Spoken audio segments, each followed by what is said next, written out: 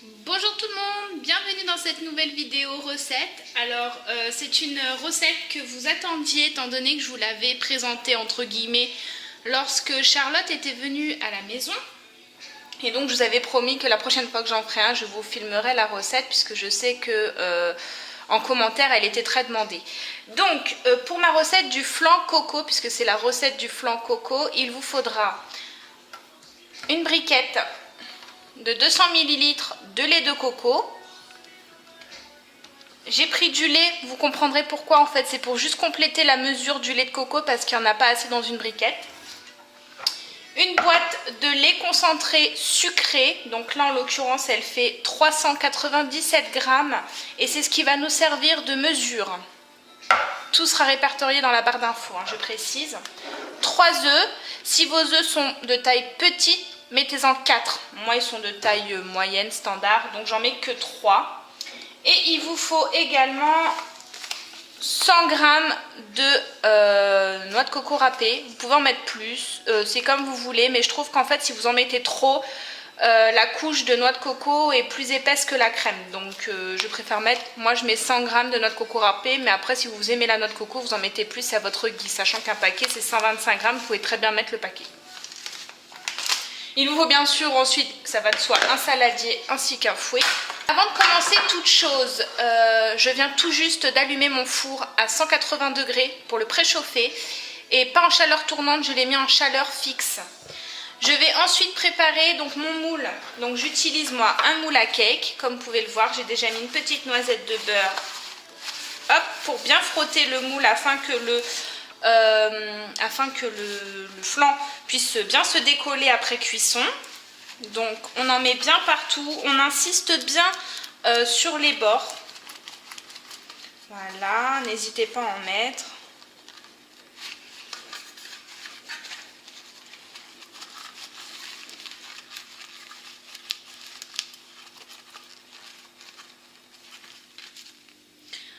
Voilà, là mon moule est parfaitement beurré, donc je le mets de côté. Et avant de commencer ma préparation pour mon flan, je vais remplir, comme vous pouvez le voir, un plat à gratin d'eau puisque la cuisson se fait en bain-marie. Et j'ai déjà eu l'expérience en fait d'avoir déjà rempli l'eau avant même de contrôler le plat dedans et ça a débordé. Donc ce que je fais, c'est que je remplis mon plat d'eau.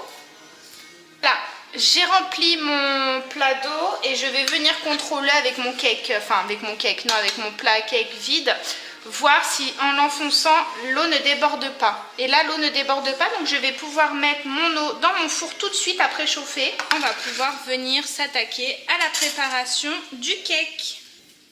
Alors, avant toute chose, pour commencer, ce que je vais faire, c'est que je vais venir verser ma boîte de lait concentré.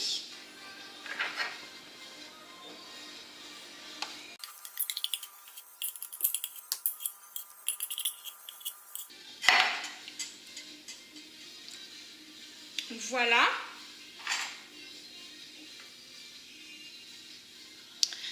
Voilà, alors une fois le lait concentré sucré versé dans le saladier, vous allez venir remplir le lait de coco dans la boîte de lait concentré. Voilà, comme ceci.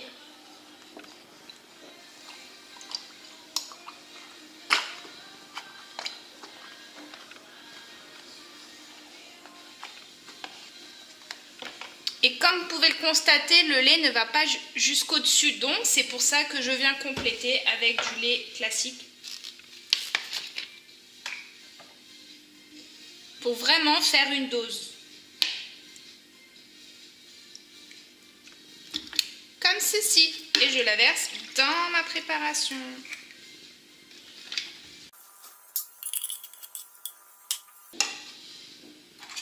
Je viens ensuite déjà mélanger une première fois. Voilà. Je viens ensuite ajouter mes 3 œufs un à un. Je viens ajouter ma noix de coco râpée.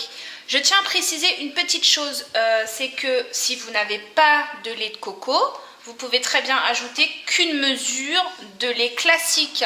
Moi j'ai appris d'ailleurs à le faire avec le lait classique. Au passage, je ne sais pas si elle regarde mes vidéos, Dominique, c'est la maman la maman de ma meilleure amie qui m'a appris cette recette, qui m'a donné du moins cette recette, et parce que je l'avais goûté une fois chez elle et c'était tellement bon que du coup elle m'a filé sa recette. Mais c'est moi qui l'ai réaccommodé avec du lait de coco. Mais vous pouvez, si vous n'aimez pas le lait de coco, vous pouvez très bien ajouter que du lait classique, hein, vous en faites pas. Je vais venir ajouter ma noix de coco râpée. Voilà. Et je vais venir mélanger. C'est tout bête. Là, vous n'avez plus qu'à mettre votre préparation dans votre moule que vous avez préalablement beurré et à enfourner. À savoir qu'à ce moment-là de la recette, si vous êtes très gourmand, vous pouvez très bien réaliser un caramel maison et venir le faire couler tout d'abord en premier en fait dans votre moule avant de verser votre préparation. Donc là, je viens verser ma préparation. Hop.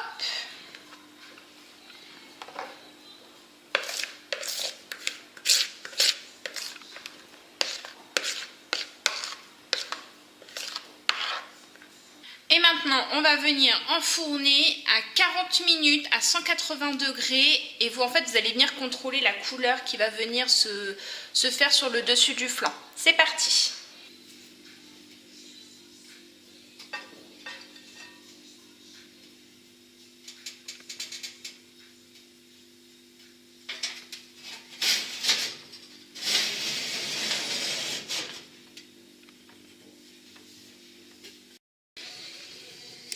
Voilà, après 40 minutes de cuisson, le flan est bien cuit. Même 5 minutes de moins aurait été bien, mais il n'est pas cramé, hein. C'est juste que moi, des fois, j'aime bien quand c'est un petit peu moins coloré sur le dessus. Mais comme vous pouvez le voir, le fait d'avoir bien beurré, les côtés, en fait, le flan se décolle déjà des parois. Voilà. Bah écoutez, j'espère que cette recette vous aura plu. Je suis désolée, ça bouge un petit peu. J'ai ma nénette qui est dans les bras parce qu'elle vient de se réveiller de sa sieste. N'hésitez pas à me mettre en commentaire si vous avez apprécié ce format de vidéo. Un petit peu recette comme ça. J'ai essayé de faire je vais tenter de faire un montage assez rapide pour pas que ce soit trop long non plus à regarder. Enfin, du moins que ça dépasse pas 10 minutes ou très peu du moins. Voilà. Bah, écoutez, je vous fais plein de gros bisous et on se retrouve très vite pour de prochaines vidéos. Bye bye.